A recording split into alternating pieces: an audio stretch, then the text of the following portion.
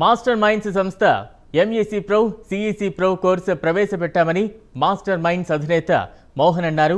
ఈ కోర్సుల ద్వారా మీలో టాలెంట్ వెలికి తీస్తామని చెప్పారు. 10th క్లాస్ విద్యార్థులు సరైన గ్రూప్లో జాయిన్ కాకపోవడం వల్ల లైఫ్లో ఓడిపోతున్నారని మాస్టర్ మైండ్స్ అధినేత మోహన్ అన్నారు. ఇష్టమైన సబ్జెక్టుతో చదువులో ముందుకు సాగాలని విద్యార్థులకు సలహా ఇచ్చారు.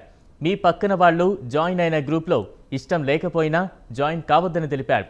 10th పాస్ అయిన వెంటనే సీఏ కోర్సు జాయిన్ కావడం తెలివైన నిర్ణయమని మోహన్ అన్నారు.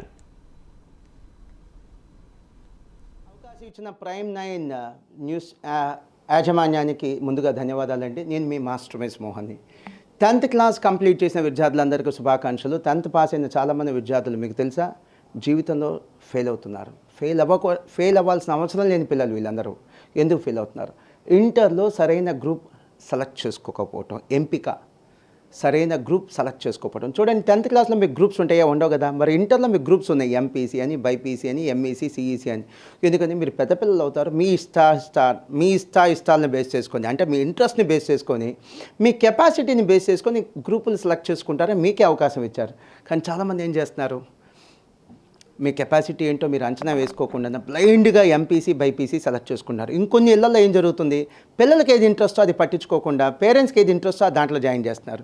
దయచేసి తప్పు చేయొద్దు. సో ఇది మాస్టర్ మైండ్స్లో జాయిన్ అవ్వమని చెప్పడానికి చేస్తున్న ప్రయత్నం కాదండి, ఇది అడ్వర్టైజ్మెంట్ కాదండి. మన వాళ్ళు న్యూస్ ఛానల్ వాళ్ళు 10th పాస్ అయిపోయిన విద్యార్థులకి ఏదైనా మంచి సలహాలు ఉంటే ఇవ్వండి సార్ అని చెప్పారు కాబట్టి నేను సలహాలు ఇస్తున్నాను, అడ్వర్టైజ్మెంట్ కాదండి. సో మీరు ఎక్కడైనా జాయిన్ అవ్వండి, ఏ ఇన్స్టిట్యూట్లో అయినా జాయిన్ అవ్వండి, ఏ కోర్సులో అయినా జాయిన్ అవ్వండి, తప్పేం లేదు. బట్ మీ కెపాసిటీ ఏంటో తెలుసుకొని జాయిన్ అవ్వండి. ఎంపీసీ జాయిన్ అయ్యి ఐఐటీ కొడతారా, కొట్టేయండి, చాలా బెస్ట్, మంచి చదువు. ఆ తర్వాత నెక్స్ట్ ఏంటి, బైపీసీ జాయిన్ అయ్యి మెడిసిన్, చాలా మంచి చదువు. ఆ తర్వాత ఎంఈసీ జాయిన్ అయ్యి సీఏ. చూడండి, నేను సీఏ చెప్పే విద్యా సంస్థ మాది మెయిన్ సీఏ లేదా ఎంఈసీ, కానీ సీఏ ఎంఈసీ జాయిన్ అవ్వండి అని చెప్పట్లేదే. దాన్ని కూడా నేను ఒక్క కోర్సే జాయిన్ అవ్వని చెప్పట్లే, 3 కోర్సులోనే, 3 మీకు ఏది నచ్చితే నేను జాయిన్ అవ్వమంటున్నాను. ఫస్ట్ ప్రయారిటీ ఐఐటి, మెడిసిన్, ఇవి వద్దనుకుంటే సీఏ లేదా ఎంఈసీ ఇది.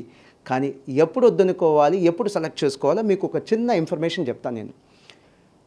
మోహన్ గారు సూటిగా చెప్పండి, ఐఐటి, మెడిసిన్, సీఏ ఈ 3 ఏది నెంబర్ 1 అంటే నేనైతే ఐఐటికి ఓటేస్తాను. ఆ తర్వాత మెడిసిన్, ఆ తర్వాత సీఏ చెప్తా, ఓపెన్గా చెప్పేస్తున్నాను.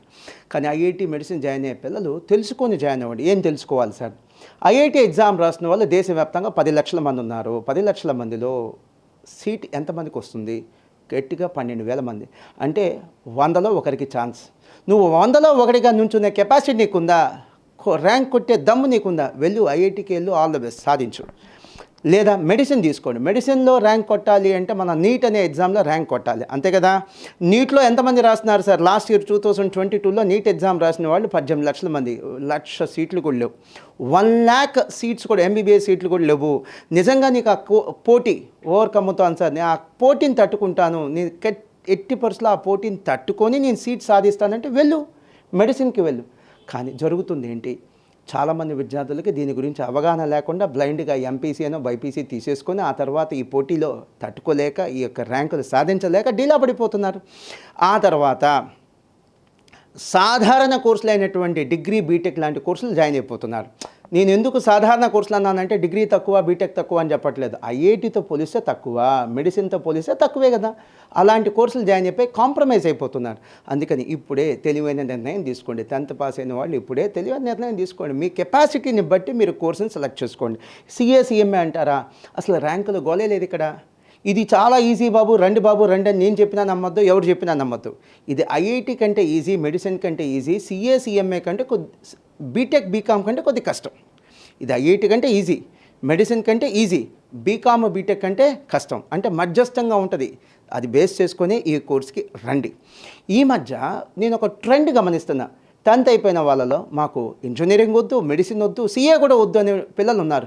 మరేం చదువుతారా అంటే, సార్ 10th అయిపోగానే మేము కోర్స్ సెలెక్ట్ చేసుకుంటాం సార్, గ్రూపులు జాయిన్ అవుతాం, ఆ తర్వాత ఇంటర్ అయిపోగానే మేము బీబీఏ కానీ, లా కోర్సెస్ కానీ, సివిల్స్ కానీ వెళ్తాం అంటున్నారు. సబాష్. దానికంటే బెస్ట్ ఏంటి, ఎంఈసీ చేసి సీఏకి రావటం. అది పునాది. ఎలా అయితే 8th క్లాస్ నుంచి ఐఐటి ఫౌండేషన్ చదువుతున్నామో, సీఏ చేయాలనుకుంటే 10th అయిపోగానే ఎంఈసీతో పాటు సీఏ చదవండి, అది పునాది. Thank you. అవకాశం ఇచ్చిన ప్రైమ్ 9 న్యూస్ యాజమాన్యానికి ముందుగా ధన్యవాదాలండి. నేను మీ మాస్టర్ మైండ్స్ మోహన్ని.